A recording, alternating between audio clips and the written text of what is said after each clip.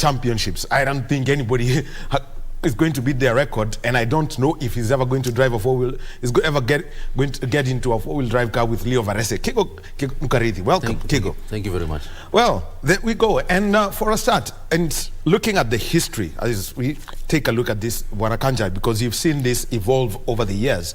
I mean, you could tell us how you've seen it change from the, the day-night rally, and in '96 it changed to the day-only rally, but with extremely long stages, and now in its modern form. Absolutely, actually, I've seen. It's actually so humongous. The history of the safari rally is quite humongous, because it started somewhere around 1953 when it was the East African Coronation Safari. Then up to 1960, it became the East Africa Safari. Up to somewhere around 1973, when WLC took over, it became a safari rally. So if we want me to speak about the history of this rally, we'll have 2 programs. We'll have to say like even 5 programs, because this is an idea that cropped up when the technical chairman of the Royal Automobile Association was having a drink with his cousin, Neil Vincent, and his friend, Eric Trump, somewhere in a pub somewhere in Limuru. And, Eric Cizell and Neil Vincent, Eric Trump, were competing in those competitive circuit Rangalanga stuff in Nakuru, which actually started in Gilgil. And Neil Vincent was not into it. But previously, Eric Cizell was actually into that road trips, which started somewhere around 1936 from Nairobi to Johannesburg. In 1946, he became a champion. So Neil Vincent was saying, if you could do something better than the circuit, Langalanga in Nakuru or Gilgil, and something better than the road trip from Nairobi to Johannesburg, I'll actually be participating. And that's how it kind of like started. And of course, when Eric Cizell went to see the chairman of the Royal Automobile Association, somewhere around 1952, the chairman was not for it, because he said this is a cowboy idea. I mean, we have no money for that kind of stuff.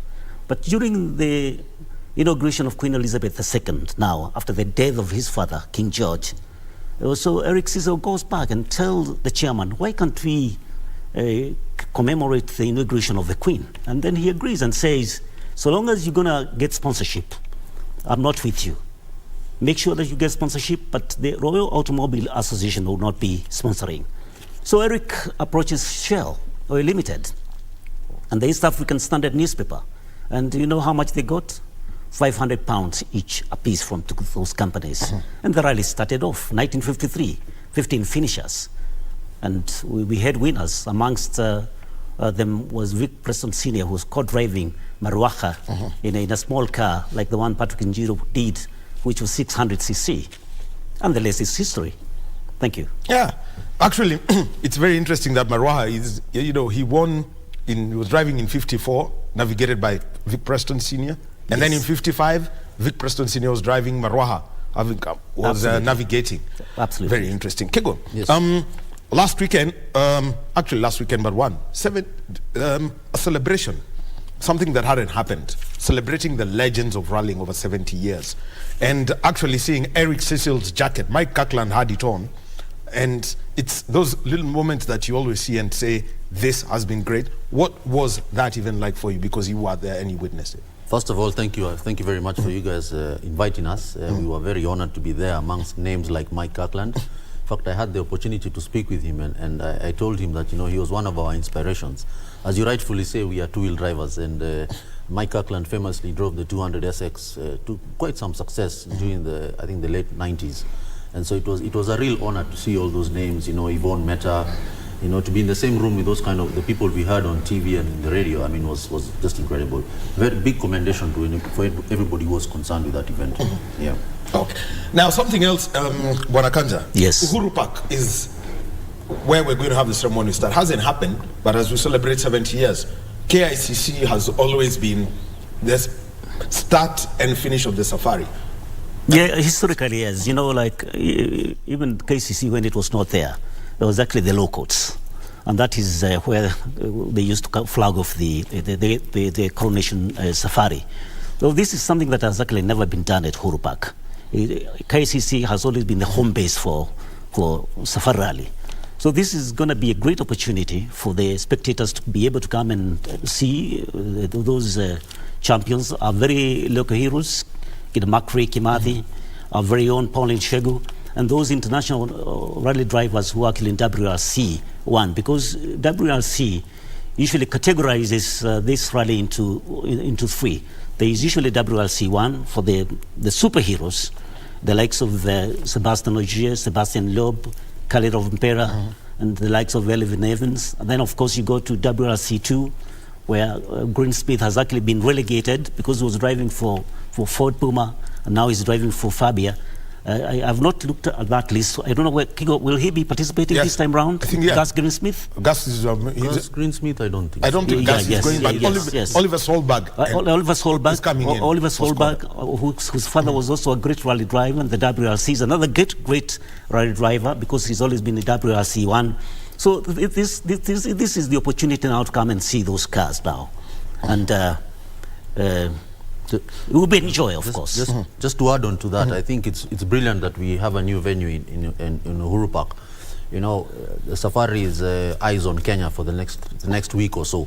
So I think we should take the advantage and showcase the beauty of our country. We all know that, you know, Kenya is the best place in the world. So let the other people of the world know also. So I think the venue will really work. Okay. Now, Kego, this is where I would like to come in now. You have seen the current structure of this modern rallying because you've done the Safari when it's been part of the ARC. And what is it that you've seen, especially from a navigator's point of view? I think everything evolves. You know, in the old days, we had less cars on the road. We had a smaller population. There were a lot of open roads, so it was easy to hold an event like that. But today we have a big population. We have a big, young population. We have a lot of vehicles on the road. We have a lot of industry going on. It becomes impossible to hold an event of that magnitude on open roads. So it's just an evolution. If you want to keep the event, we must change with the times. So, you know, going on to private farms, going on to closed roads is just the way that we needed to go in order to have the Safari survive. Otherwise, you know, we still do have the East African Safari, which is I think every 2-year event, which people can actually take part and sort of have that nostalgia of the old days. But a competitive World Rally Championship event on open roads today is really not possible. Yeah, but it doesn't take away from the excitement, doesn't take away from the challenge of Africa, doesn't take away from the story of man and machine. I think it's even better. I mean, if you see the statistics, this event is being waited for by rally fans all over the world. You know, it's a beautiful event. If you look on social media, I mean, I saw Kale Rovampera posting about how he's in the Mara at the moment, in the most beautiful place. And these are just, benefits of having this event here in Kenya.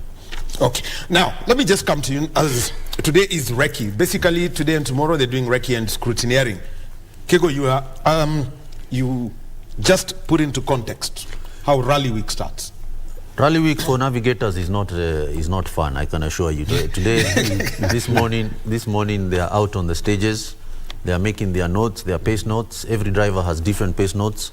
A driver's pace notes allow him to go as fast as possible, as safe as possible. Some people use the numbering system. Excuse me. So you can have the numbers from 1 to 6, 1 being a hairpin corner, which is the slowest corner, and number 6 being the fastest corner, which is probably a max corner. Other people use descriptive notes. Those are the notes we have used.